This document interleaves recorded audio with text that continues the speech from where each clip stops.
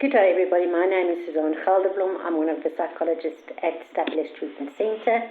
And today I'd like to discuss emotional sobriety. Emotional sobriety refers to the ability to manage and regulate your emotions in a healthy way without relying on drugs or alcohol. It means you're able to deal with challenges and life's ups and downs. It also means that you can manage it without using substances and without feeling that you're falling apart. Without the skill, staying sober would be very difficult. Emotional sobriety targets your inner world. It forces you to address the emotional challenges that may have contributed to your substance dependency. Unresolved emotions such as trauma, feelings of inadequacy, grief, etc., may all contribute to your substance dependency. By working on your emotional sobriety, the underlying issues that contributed to your substance dependency will be addressed, and it is a very good step to take forward in your life. It is also important to learn to communicate your needs and emotions to others. There are some signs that I'd like to make you aware of that could indicate that you are not dealing with your emotional issues. The first one would be you feel overwhelmed by negative emotions quite often. Secondly, you're struggling to maintain good and healthy relationships. Number 3, you're struggling to find purpose in your life. Number 4, you feel stuck in your recovery. And number 5, you're very often angry and resentful for no reason. Then we can focus on how can you possibly fix some of these issues. I think number 1, firstly, would be to actively work on developing self-awareness and emotional intelligence. I often see with our patients at the clinic that they find it difficult to spend time alone, that they often complain about loneliness, and because of the ongoing abuse of substances, they've actually become unaware and detached from what they feel and how they know or how they think they should deal with emotional demands. They're very often of the opinion that they merely were not born with the ability to deal with emotional challenges. They often would explain that they don't know how to verbalize what they feel. Yes, there is a feeling, but they can't really call it a name. So they actually, over a period of time, become detached from what they feel, what they want, what their needs are, and therefore it is quite important to help them to become aware of these things again, in order for them to eventually develop the emotional intelligence we all need in order to cope with life and its demands. Keeping a journal is also one of the means to address becoming more emotionally intelligent and skilled at dealing with life and its demands. Why would I say keep a journal? Because at the end of the day, like I said, the people that abuse substances very often become detached from what their needs are, what their emotional triggers are, how they feel, what they should be feeling, how they should deal with these emotions.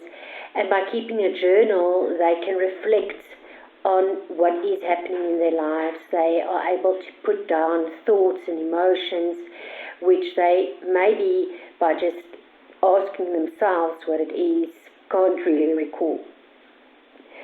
Another thing that is quite important is to practice self-reflection. So this is spending that alone time with yourself, the time that I often see our clients don't really like to do. Because when you are alone, you can actually reflect on your life, you can reflect on your day, on your week, on your month, on certain incidents, on situations. You can also become aware of what your needs are. But when you constantly keep yourself busy or you choose to involve yourself with escaping behavior, you're not going to come into contact with those things. So it is very important that you should spend time alone and to then reflect. Also, very important is to ask feedback from friends and family and even your therapist or your psychologist, counselor, is to actually reflect on the process, see where you were at, see where you are now, has there been progress, because we all need to have that feeling that we are progressing and we're growing and we're getting somewhere. Practicing observing your feelings. This is just a means to get involved with your feelings again, because like I mentioned before, with the ongoing years of abusing a substance, you tend to lose contact with your emotions. You forget how you feel. You don't know how to define it, or you don't know what word to give to that specific feeling.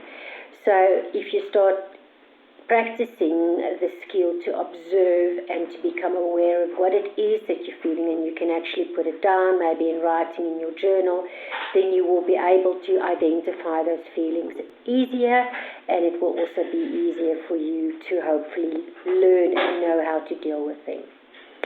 Practicing relaxation techniques is also quite important, because this is a means where you can again become in contact with yourself, with your needs, with your emotions, and let the external world out and just become in contact with your inner world again. And lastly, very, very, very important, build a strong support system. Your support system can include your family, your friends, your colleagues, your your support group meetings, your counselor, your psychologist, your social worker, online support groups.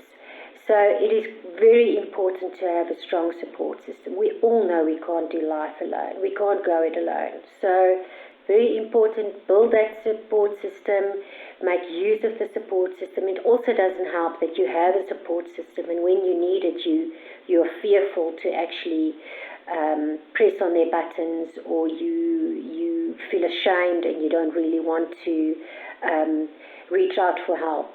Know that you will be comfortable and that they will also be comfortable and open to helping you when you are in need of support.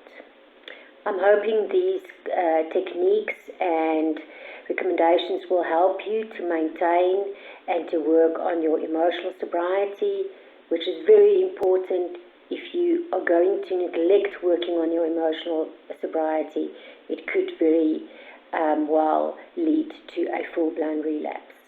For any questions, comments, or need to speak about these aspects that was mentioned today, please feel free to contact the centre or to speak to myself, Suzanne Gelderblom, or any of the other psychologists or therapists.